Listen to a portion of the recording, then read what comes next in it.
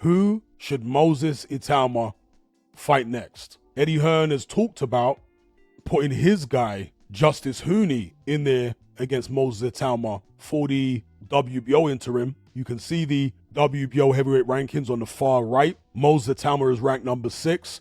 Hooney is one place above him at number 5. Now you might ask, well, why would those two be fighting for the WBO interim? Well, the reason is because everybody ranked above them is tied up with other fights. So, for example, Caballel is fighting Zhang.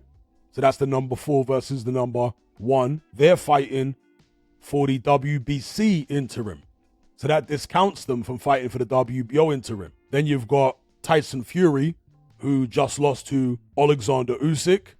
I'm not sure whether he will be dropped down further in the WBO rankings when they update.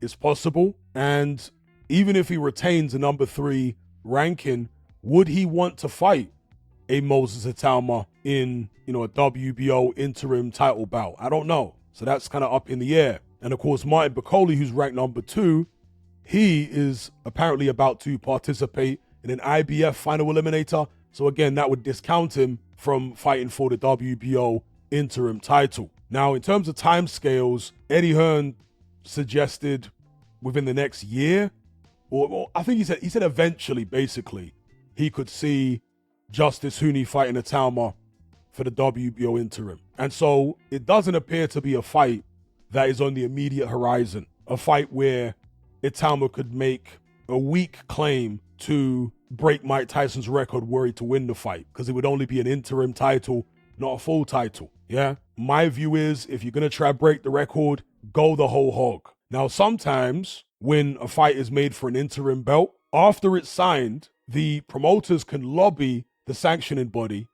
and get that interim title, or get the full title, stripped from the champion, and therefore have the fight elevated to a proper world title fight. That surely would be the play for certainly Frank Warren and Francis Warren, who manages Moses Itauma, if they were to go down that route. I find it quite interesting that Eddie Hearn seems to be keen to match Hooney against Itauma, because so far in their careers, Itauma has seemed to be way more impressive than Hooney has so far. No, Hooney had a stoppage win on the undercard of Opataya versus Nika, which I'll talk about maybe separately. But yeah, the way that Justice Hooney struggled with Lorena, I know Lorena dropped Daniel Dubois several times as well, but yeah, Hooney really struggled with Lorena. And, in fact, that might be a good fight for Moses Itauma if they can get Lorena to move back up to heavyweight,